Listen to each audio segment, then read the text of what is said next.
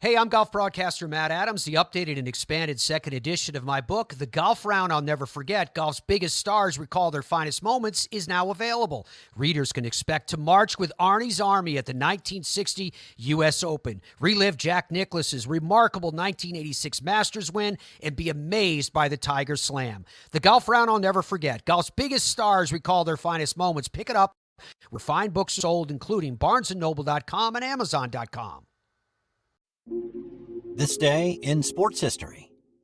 It's May 24th, and on this day in 1935, it was the first night game in Major League Baseball history. Cincinnati's general manager Larry MacPhail saw promise where others saw hassle, a way to expand the day when others were happy the way it was, a new opportunity to open the door for baseball fans to come to a game on their time. Stadium lights and night games existed prior to 1935, but only in a few places in the minor leagues.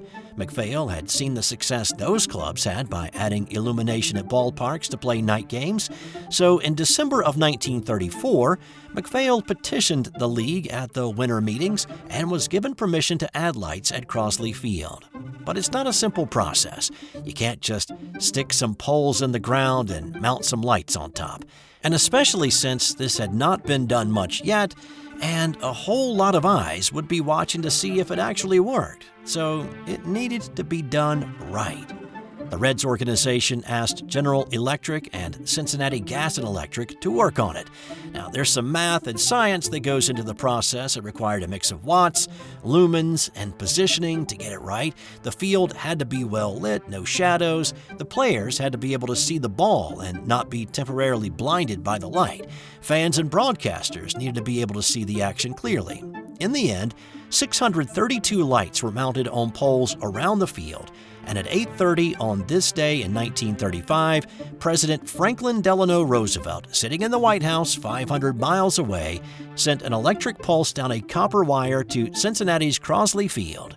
With MacPhail standing by and seeing the signal come in, the switch was flipped to turn the lights on around the ballpark. The 20,422 fans in attendance were in awe at the new technology. Their new world, really. Night baseball had arrived. The game is mostly a footnote. The Reds won 2-1. Players from both teams gave the thumbs up that they had no trouble picking up the ball off the bat or being thrown to them. The experiment worked, but change did not happen overnight. It would be another 3 years for the next park to add lights. That was Brooklyn's Ebbets Field. But by 1948, every baseball park except one would have lights. The Chicago Cubs were the lone holdout until 1988. And since we mentioned the Cubs, there was a happening at Wrigley Field on this day in 1920. Chicago police arrested 47 people in the bleacher seats. The reason? Gambling. It was one of those worst-kept secrets. Club officials, fans, players, even the police knew that bookies had taken over a section beyond the outfield wall to conduct business. If you wanted to place a bet, well, you knew where to go. On this day, a group of undercover officers posed as a different set of characters. There were teamsters, sailors, soldiers, farmers. They ate peanuts and tried to look like ordinary fans, and they watched. The Cubs were hosting the Philadelphia Phillies, and from the announcement of the lineups, the betting started. Once the game started, there was betting on just about everything. 10-cent bets on whether a pitcher would use a different windup, a quarter if a batter would swing, dollar bets, $10 bets. The undercovers waited until the first inning ended, and then one of them stood up and shouted, "You're all under arrest." The 47 arrested that day were taken to the town hall and charged. Bond was set at $25. 43 were able to pay it. 4 did not have the cash, and they faced the added penalty of spending the night in jail, which meant that they would probably lose their jobs.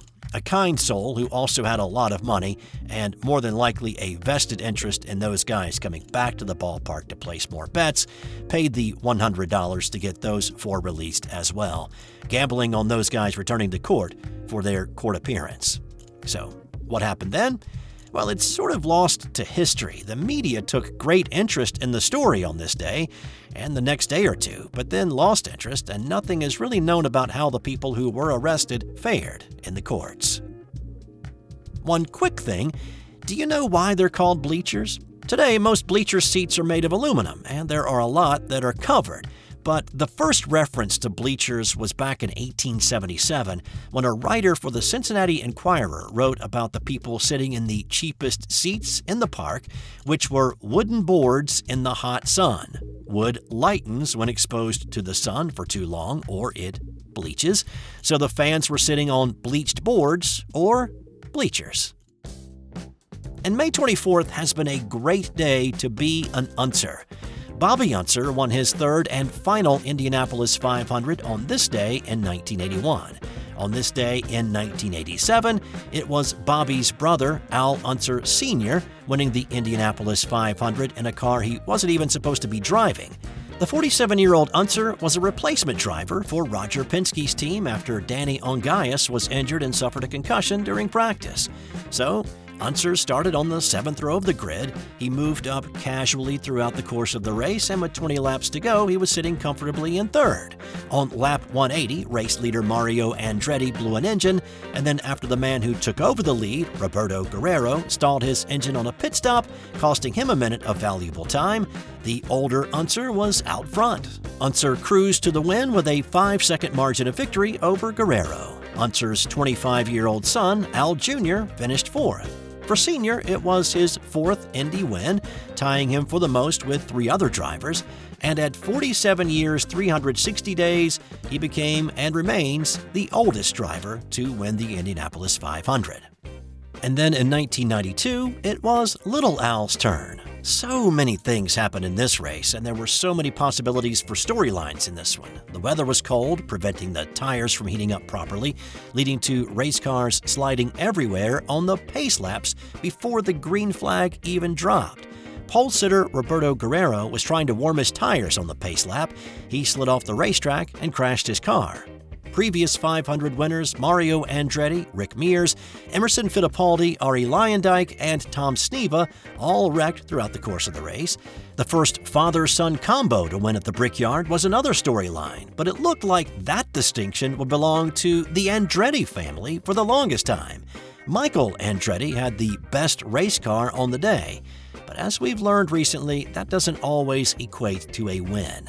Andretti had a 25-second lead at one point in the race, but a seemingly continuous stream of caution flags brought him back to the field. On lap 188, he lost oil pressure and he was done for the day.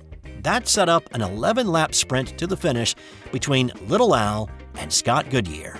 Unser Jr. now trying to make the father-son legacy a reality.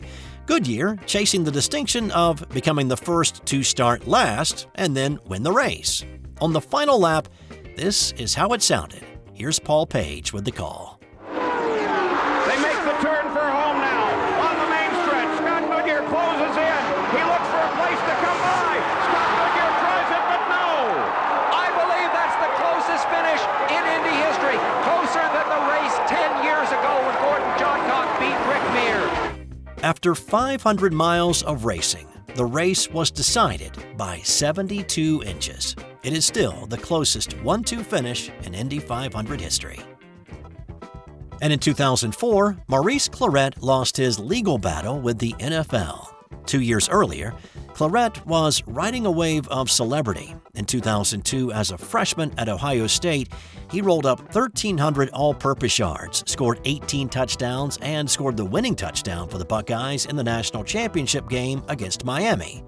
But after the season, controversy swirled about conflicts with coaches, athletic administration, and whether he was actually going to class. He was dismissed from the team in September of 2003, having played only one season of college football. So he sued the NFL, challenging the rule that prohibited a player from entering the NFL draft or playing in the league if they were less than 3 years removed from high school. He won in court, but the decision was reversed on appeal on this day. Clarett had to wait another year before he would be eligible. In the 2005 draft, he was taken with the last pick of the 3rd round by the Denver Broncos. He ended up signing a 4-year deal with some guaranteed money, but an unimpressive training camp subsequently led to him being released before the season started. And time now for today's non-sports Did You Know?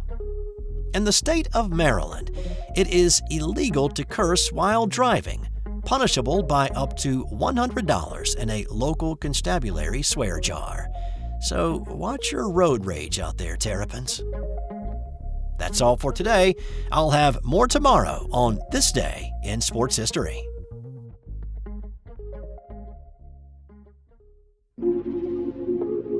This has been an original Thrive Suite production. Hey there, sports history fan. This is Arnie Chapman, a.k.a. the Football History Dude, and I hope that you enjoyed this recent episode presented by the Sports History Network and were able to learn some good old-fashioned sports history knowledge nuggets.